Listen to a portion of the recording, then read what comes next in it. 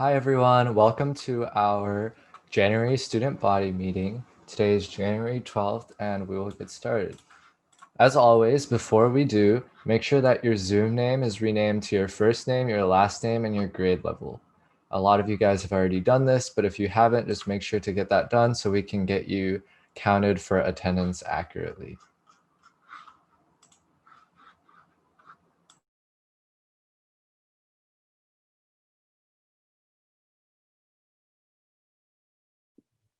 Getting started, we have our student of the month, Dhaval. He's both kind and smart and very passionate about math and physics while also motivating others to grow their own passions. Despite his busy schedule, he puts others first and his friends can count on him to make time for them if they need help. Students describe Dhaval as an extremely great teacher, student, and the best friend one could ask for. To nominate the next student of the month, make sure to go to our website to do that.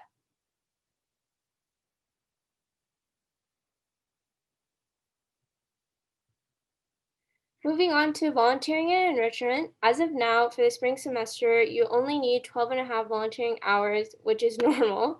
And by the end of the school year, these are the required hours for everybody. And the instructions are posted on Remind and the student website on how to submit hours. For more opportunities, make sure to check out Mr. Lamb's newsletters. They have a bunch of different opportunities like Color Smile, Bookshare, and many more that you should definitely check out on the newsletter. So moving on to enrichments, we will have 2 enrichment activities are required for this semester, like normal. Submit your activities into the Engineering Academy Schoology, and you must fill out the attached enrichment form for all enrichment activities. However, SBMs, you do not need a photo. Deadlines and requirements are always subject to change, so please make sure that you are on our Remind and looking at Mr. Lamb's weekly newsletters. Some examples of enrichments is the monthly meeting that we have, such as this, or field trips in virtual or person.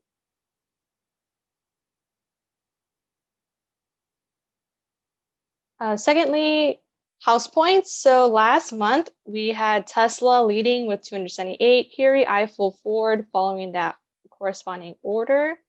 And for this month,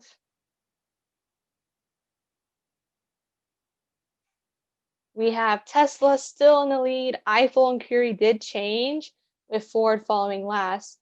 So guys, as the Curie house leader, please come if you're Curie house members. I definitely do want to take down Tesla. The competition is very close. Encourage your friends in your house to come to events. The house with the most points at the end of the year wins an award, and I definitely want that award, guys. So please invite more people and let's do this.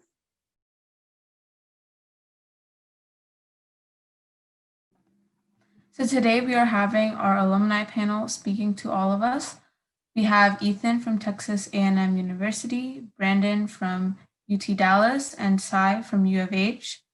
A couple of reminders for students. Please keep yourselves muted so we don't disturb the presenters. If you have any questions, do not unmute yourself to ask questions. Message John V if you have any questions, and she will ask all the questions directly to the alumni. And any alumni may respond to the questions unless the questions have a specified person that they are asking the question to. So we're going to start by letting each alumni present about a 3 to 5 minute quick introduction about themselves. And then the rest of the time that we have for our student body meeting today will be given for Q&A. So if you have any questions at all, feel free to send them to Jonavi, and Jonavi will read them out loud so that they can be answered. Without further ado, we'll begin with our first presenter, Ethan Tan. Hi guys, my name is Ethan. I'm an alumni from Elkins High School and the Elkins Engineering Academy, and I'm currently a sophomore at Texas A&M University. Next slide, perfect. So a little bit about myself. I'm in the class of 2023 and I'm majoring in industrial engineering. And it has a lot to do with optimizing complex processes, systems, as well as improving people, money, and equipment.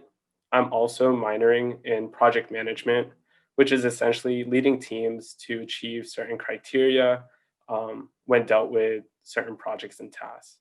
And lastly, I'm also in the fast track program to get my master's of finance, where essentially finance is providing and creating financial statements and investment plans for clients or companies.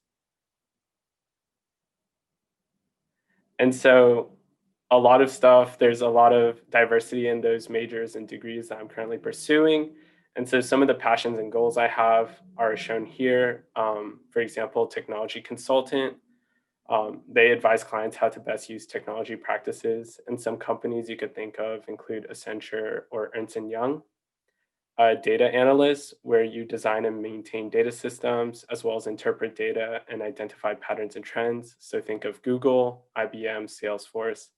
And lastly, a financial analyst, which is providing guidance to businesses and individuals making investment decisions. So think of your big bank firms, Wells Fargo and Bank of America. And I guess the biggest takeaway from this is that regardless of what degree you want to go into, there's so many different routes and areas of expertise that you could go into. So I know all three of these career paths also stem from different engineering majors as well as business majors. And you could even see some English majors and liberal arts people get into these career paths. I guess my last takeaway from college is that you have a lot of time for yourself as well on top of the classes and organizations you take into account. And so you'll find yourself having a lot of time to invest in different hobbies that you want to pursue.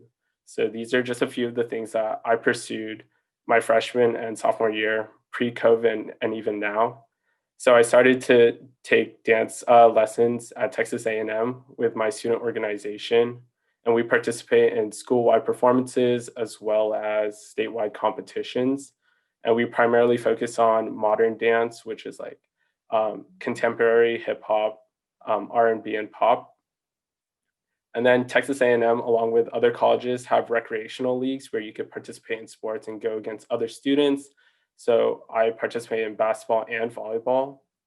And then more recently, I started getting into investing, which is a great thing you want to get into when you're young because it'll lead you to success in the future. And that's pretty much it. All right, thank you so much, Ethan. Moving on to our next presenter, we have Brandon, who goes to the University of Texas at Dallas. So, hi guys, my name is Brandon Ye, and I was in the graduating class of 2020 from Elkins High School. So actually last year I was the president, so some of you guys may recognize me, but if not, it's okay.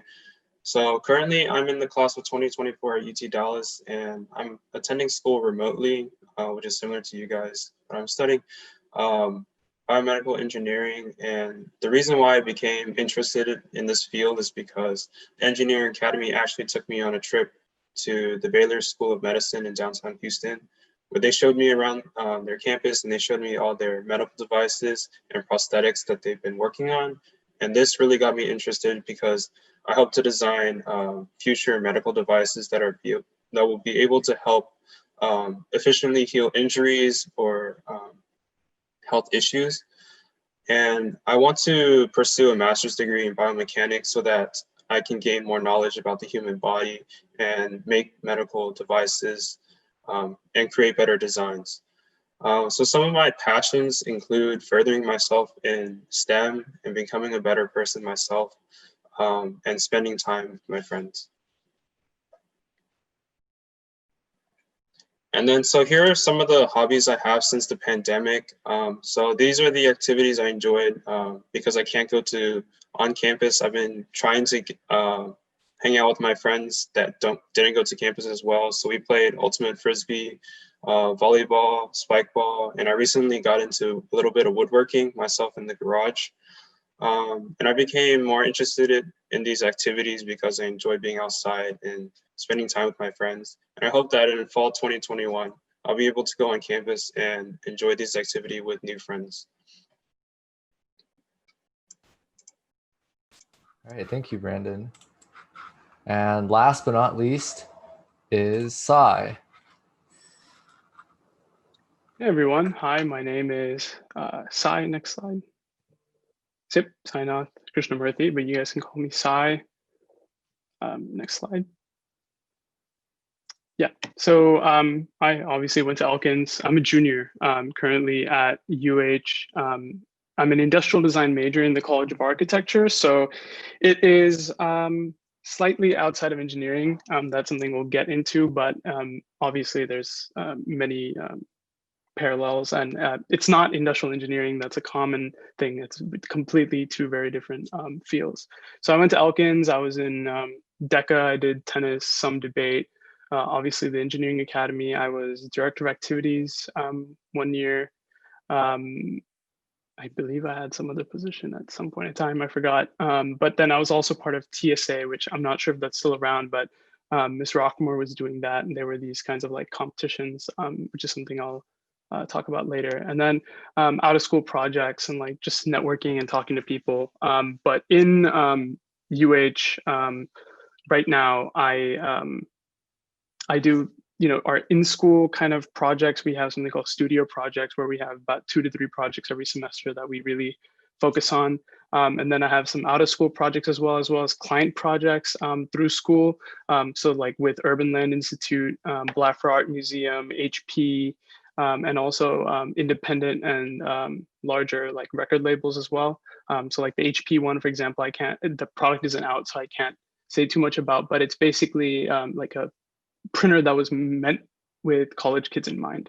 So it's like low cost and really user friendly. And something that I've gotten into over the last like year and a half is DJing as well.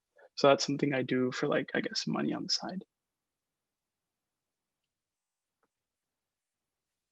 Yeah, so industrial design this is basic. I copied the definition off of Wikipedia. I thought it was a pretty good summary of the field, but professional service of creating, developing concepts and specifications that optimize function, value, appearance of products and systems for the mutual benefit of both the user and manufacturer. So it's basically covering the appearance, how the product looks, what does the product actually do, why is it, certain things, why is the, on a iPad, there's USB-C, why use USB-C versus something else, right?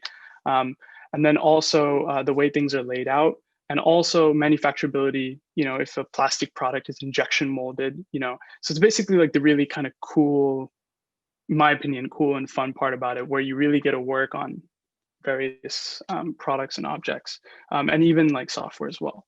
And all that translates into how do you do this in the most efficient way financially.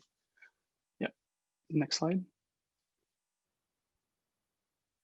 Yeah, so the process as an industrial designer, it typically starts with market research and analysis. So there's usually a lot of reading and writing, reading a lot of peer-reviewed papers, research papers about a various topic.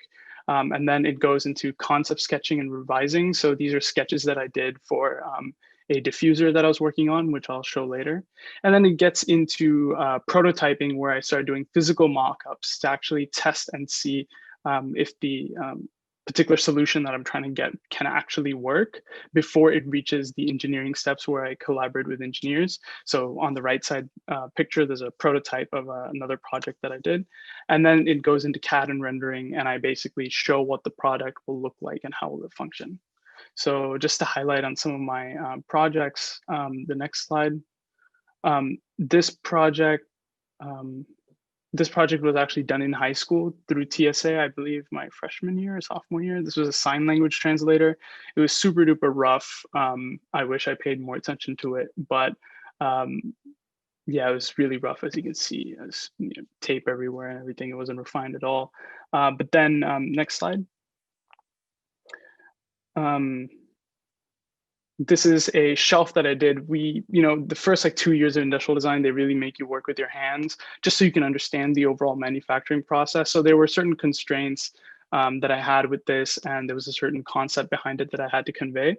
So I, try to convey it to the best of my ability by doing a shelf, and I actually have it back there. So next slide.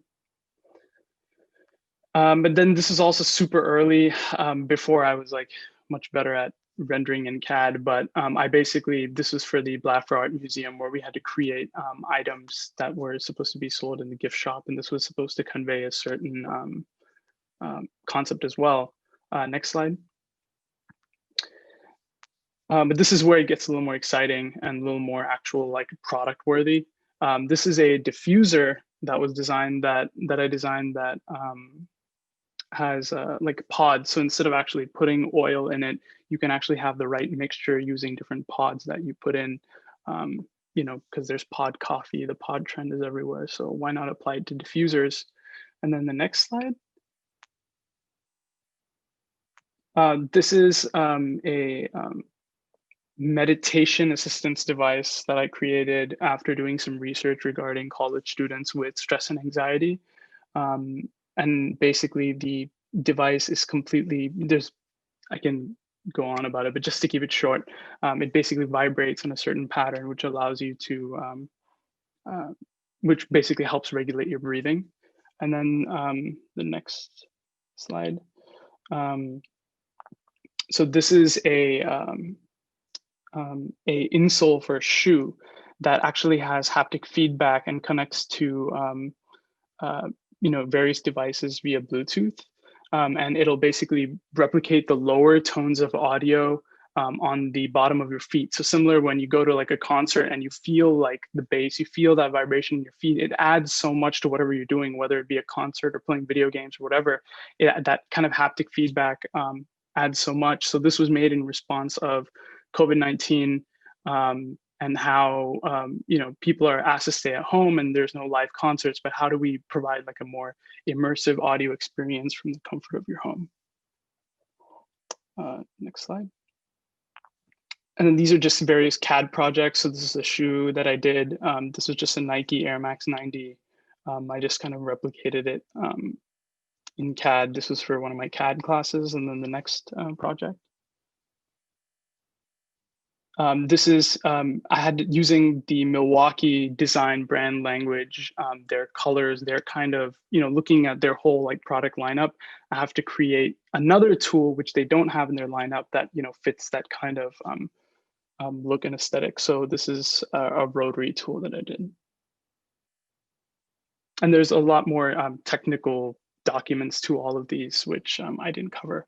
I just wanted to show you guys the outside. And then, so I'm not a huge car guy, but I'm working on just replicating a Lamborghini Aventador on CAD just as practice for like understanding surfacing and car design in general. But yeah, so next slide. Yeah, so those are all just my school projects, things that I was doing in school. There's some stuff out of school as well. But yeah, thank you. This is my email, my Instagram, my LinkedIn. So I'm always, you know, willing to message and help out in any way I can. So feel free to reach out whenever. Thank you. So now we'll be moving on towards our Q&A portion of the alumni panel. So I'll give you guys a few seconds to send me in your questions, and then Ethan, Brendan, and Sai will answer your questions, and we'll go from there. You guys, there's no specific order you can answer them, whoever jumps at it first.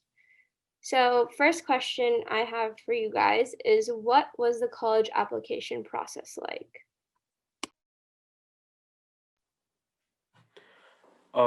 I guess I can answer that. So the college application process really starts all the way from your junior year when you first take your standardized test. I know on the news I saw that they may not be required anymore, but taking those tests, those aptitude tests to see how well you score helps you determine and to help you create a list of what universities or colleges you want to go to, or even what route you want to go to. Let's say if you wanted to pursue a trading skill or something like that. But aside from that, I guess the biggest takeaway is the college process is essentially going through a bunch of essays, revisions, making sure you have all of the files you have, and just hoping for the best, because a lot of the times colleges are a crapshoot and you pray to see if you get accepted or not. Not everything is going to be guaranteed.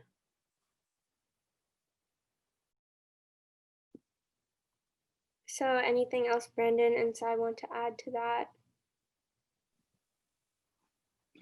No, nothing specifically, but I would say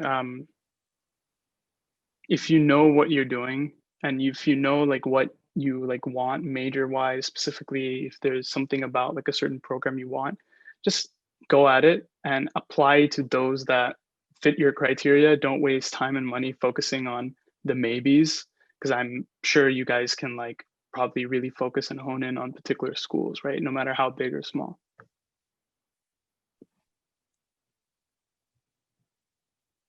Okay, moving on to the next question. Each of you can provide your own perspectives on this. At what stage did you realize what major you wanted to pursue? I would say for me, initially I was always kind of like, very broadly speaking, very engineering-y. You know what I mean? Like whether it had to do with architecture or technology in some sort of way, or even like writing about technology, right? There was always some sort of like technology engineering focus for me. And so, after, really wanting to try and do different things and even taking like even a more artistic approach, I landed on industrial design and really kind of made my mind in like 9th or 10th grade when I first kind of heard about it and understood exactly what they do. So yeah, I would say for me, it was probably my freshman or sophomore year of high school.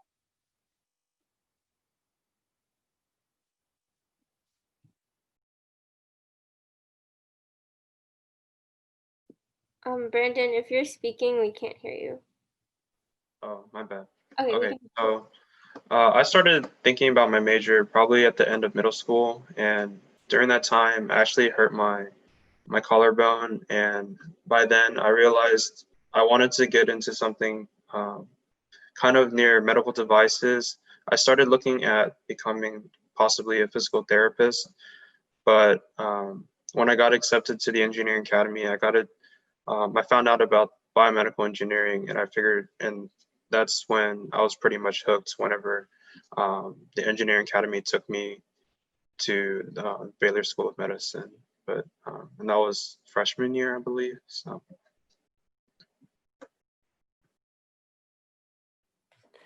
And I guess for me, it's a little different than Brandon and Sainath, but I figured out I wanted to go into industrial engineering towards the end of my first semester of my freshman year.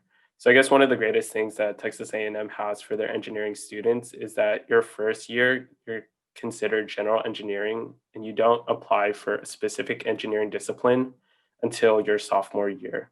And so in high school, I thought I was the bomb at chemistry. I did well in AP Chem with Miss Binlish if she's still there. But I was really excited. I was like, oh, I'm so good at chemistry. I'll do chemical engineering. But when I got into college, I felt as though that's not what I wanted to do. Even though you may be good at something, it might not make you happy. And so at the end of the day, I wanted to find something that made me happy. And so in high school, I did a lot of business related organizations like Junior Achievement. And so trying to find the combination of the two led me to industrial engineering. And I guess the biggest takeaway is that it's okay if you don't know what you want to do as of now, but definitely figure out what you want to do that makes you happy, as well as something that you're good at. Because at the end of the day, what you want to do should make you proud of yourself. Awesome responses from each of you. So moving on to the next question. Do you guys have a lot of group projects in college? And if so, how do you learn to collaborate with others?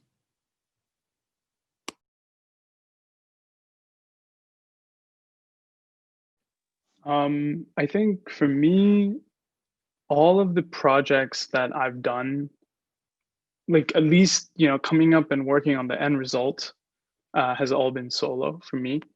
But in terms of working with others and collaborating, our major is quite small. It's a small program, and it's also like the people in my class are it's a small size. There's only about 16 of us right now. We started about and I'm not trying to scare anyone, but we started like at like maybe 60, but everyone pretty much dropped out.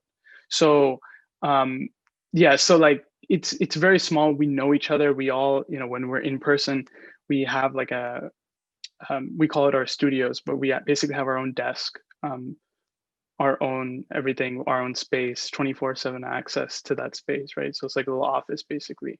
And so over there, you know, a lot of the collaborating comes with not just like on the actual like project that I'm working on, but it can be in terms of research, right? Someone may know something better, right? So like if you know, one of the projects that we had, if someone's issue was regarding you know, first generation immigrants, right? You're going to go and talk to someone in our class who may have that experience. But in terms of like our actual like subject matter, like when we're actually talking about like doing like work and stuff, it's just bouncing off ideas off of people. It's not necessarily like them giving me answers or doing anything, but it's just like discussions and talking. Yeah.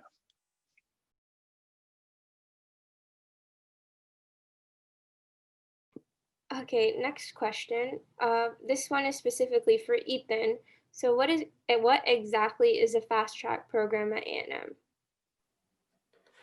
So the fast track program at A&M essentially allows you to do a master's degree or any post-secondary degree um, on top of your undergrad degree for an additional year.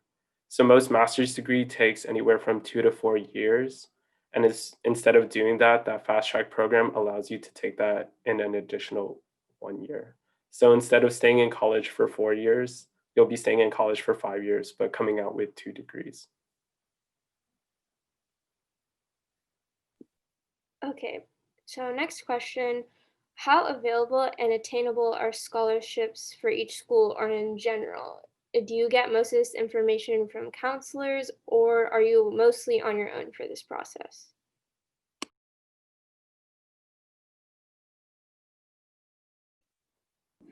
I think,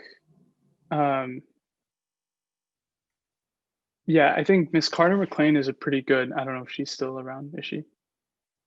Okay, yeah.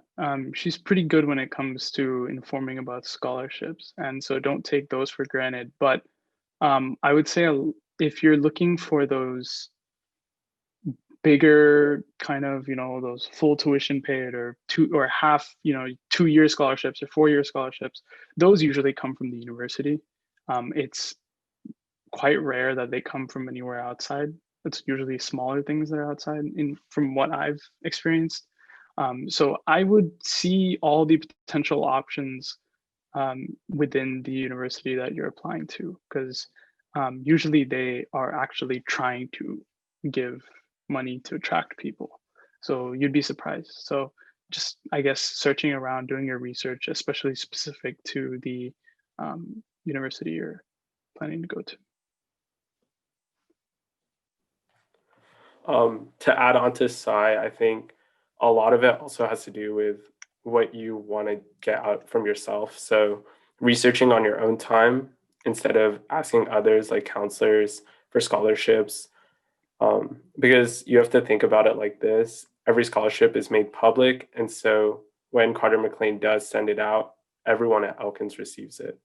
And what's not to say that she didn't get that scholarship from another school?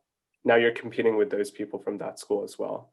And so finding those niche scholarships allows you to have a better chance at obtaining them as well as finding them. So I know like during my year, there was a crazy scholarship where one of the requirements you had to be at least 6 foot or above.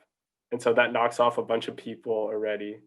And things of that nature where it's niche specific to catering towards yourself. Yeah, there are even apps and websites which can help you like filter and search scholarships for exactly what you need. And those have been helpful for me as well. So the next question is specifically for Brandon. How hard is the curriculum for biomedical engineering at UT Dallas or the field in general or your major?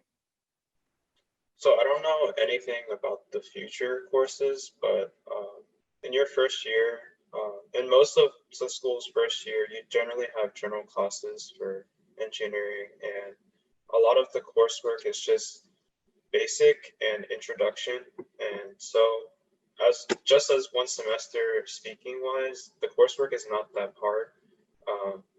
But as soon as you enter college, there's a lot of things you have to remember that you are on your own and you don't have teachers or professors reminding you to turn in your stuff on time. It's just whenever they post it on the syllabus in the beginning of the school year, you have to write it down somewhere or keep it on your calendar, your planner or something, so that you don't turn in anything late, because late grades, they stack up pretty quickly. They don't generally take anything late. So if you miss an assignment, then it's generally a 0. But if you're just asking about the field, I'm not completely sure how hard it will be in the future for me, but I know that whenever you guys study for anything, as long as you put your effort in it, then it won't be as bad as you think. So. Okay, we have about 10 minutes left, so we're going to try to get through as many questions as we can. So next question, do you guys feel that AP classes prepared you for college courses? And if not, how much more challenging are the college courses? Yeah, this is good. So from my experience, AP courses don't necessarily prepare you for college. The classes themselves don't. The subject matter may, right, make your life easier when you're doing, different maths and sciences and stuff like that. But I don't think the class structure itself necessarily prepares you for the rigor of college. Again, my experience is very different since everything is project focused. I've never taken a test for my major ever. So it's very different in terms of that, and it actually makes it a lot more complex because the difference between an A and an F is extremely subjective to the professor. So it makes it quite difficult. But back to the AP thing, if I have to be honest, I would say do the AP thing to get credits out of the way for the game, because you're going to save time and money later. Because there's a lot of people who I know who took it for granted, and honestly, I'll even speak honestly, like there were classes that I took for granted in high school AP wise, which I feel I could have done better on, which that credit could have helped me in college, which I then had to kind of retake. And it actually, only wastes my time, because you need all the time that you can get in college. And so that actually, wastes my time. So I would say do it for the AP credit, and try to do really well and focus for the sake of that credit in the test more than anything. But the class overall doesn't necessarily prepare you for college, in my opinion. I definitely agree with Sai. I think that AP classes give off a different vibe from what you experience in college. For example, like AP classes are usually much smaller, but when you get into a college environment, you may be in classes where there's 200, 300 students at a time, and professors can't be on top of you for that specific moment. In regards to the AP like credits, it's definitely smart to take those AP credits to get stuff out of the way in the future. I witnessed that firsthand. I had to take like the introduction to economics this past winter break because I didn't take the AP Econ test. I had senioritis and I just didn't want to take it. And so now I wasted my winter break over a class that I could have gone out of the way back in my senior year. But also definitely don't take for granted the lessons you learn from the teachers in those AP classes. I think that certain teachers at Elkins definitely prepare you for that. My favorite example is Mr. Corrington, who teaches AP Stats at Elkins. Hopefully he's still there, but he gives great life lessons, and the stuff that you retain from him allows you to do good in college. Yeah, that's a good example. I think Mr. Corrington's class specifically is probably the closest to a college class. Yeah.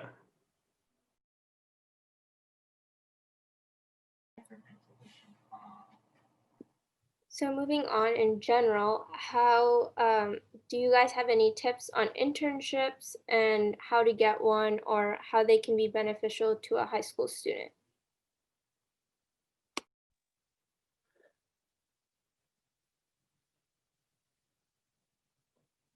I think, I think the Academy does a pretty good job of, enabling and providing students opportunity with the internships. And that's also, I think the Booster Club has a lot to do with that. But I think if you don't get it, don't think that you're going to be behind. Of course, it is always a good thing, and it's an incentive, and it does look, it may look better to certain colleges, but don't put too much pressure on yourself to worry about that stuff in high school, because you would much rather be spending your time, in my opinion, enjoying high school and your experience and time right now, just as a kid. I wouldn't stress out about it. But if you can do it, try to pursue it, because any experience is always good. Yeah, I think experience at the end of the day is experience. And so even if you can't do an internship, one of the most underrated things that you could do is a self-made project. And I know you guys saw the slide point with Sai's car that he was doing. It's not for his class, but he's just practicing. But he's able to showcase that to his clientele as well as future recruiters. And that's one of the biggest things. So if you guys are maybe into computer science or something like that, create a game over the summer or code. There's so many different programs that you could get into, as well as free courses that allow you to further better yourself.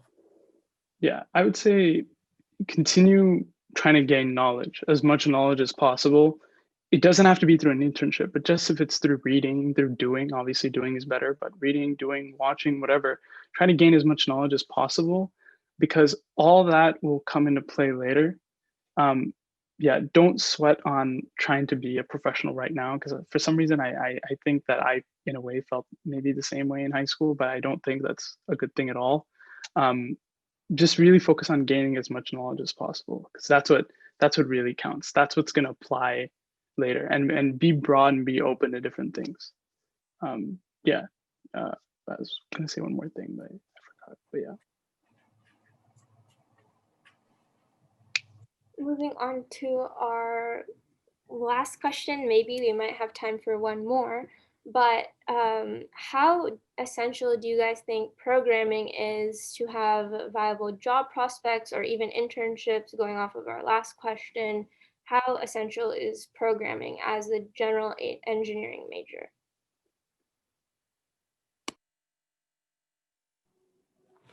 Yeah, so I guess for industrial engineering, it's a pretty big thing. So with coding, there's so many different things you could do with it. And with industrial engineering, our main focus is statistical analysis.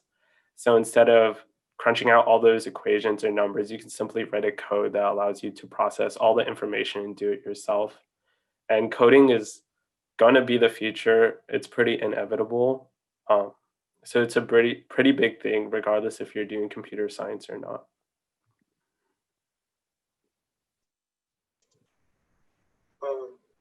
For my field, I think at least programming in general for engineering, I feel like is really important. At least for a lot of general classes in the beginning, will have you coding and learning the basics of code, so that in the future, if your major requires more, then you have at least some basics down. For my major, I definitely will be needing more coding, because if I'm going to be making devices, it's going to be I'm going to need parts to work together, right? So definitely, I believe getting a strong base in coding before you go into college, if you're planning on doing some sort of uh, STEM major, then I would recommend getting into programming early and building a strong foundation. Yeah, any STEM major will, any technology you work with, any engineering will definitely have programming attached. Like for mine, I'll give you an example of like something more practical. Like I've known programming for a while, so I'm able to implement it now. It's not necessary in my field, but the fact that I'm able to prototype and justify and create and show something in like through a prototype, even if it's a little bit, saves so much time and money in like when you're in like corporate structure down the road. Like that little bit takes you a long way. And that's like a skill set that you can prove, and people will hire you just for that. But I think another thing I was going to say about the knowledge thingy, the reason I emphasize knowledge over just focusing on your school and how to kind of like, of course that's important, but like trying to really crack that, I guess, as a game and only focus on school in high school, is that I personally, no matter how big or small the company, I'm yet to submit any sort of transcript or grades for any job position I've ever applied. I've never submitted grades or transcript to anything. I don't think, unless you're doing something where a degree is completely required, like you're trying to be like a doctor or lawyer or something, I've never seen a transcript on an application. Doesn't mean they're not going to ask for it, but I've never seen it. So how do you prove yourself if it's not through your grades? Is by what you can do. So focus on that and focus on what you can do and what you know, rather than, you know, a piece of paper that down the road after you graduate and you get your degree, you know, pretty much means nothing. Thank you guys so much for all your responses. They were very helpful, and that will conclude our Q&A session. So ending off, make sure to stay connected through these social medias and our student website. And remember, for your enrichment form, you have to submit a screenshot along with all the events that you go to, unless it is an SBM. So you do not have to submit a screenshot for if your enrichment is attending an SBM, but all other events you do. So keep that in mind for our next wave of enrichment forms. Also, guys, don't forget that your view matters. So please review us. There is a QR code. Just take up your phone, scan it, give us a comment, and we'll definitely like make it more catered towards you guys.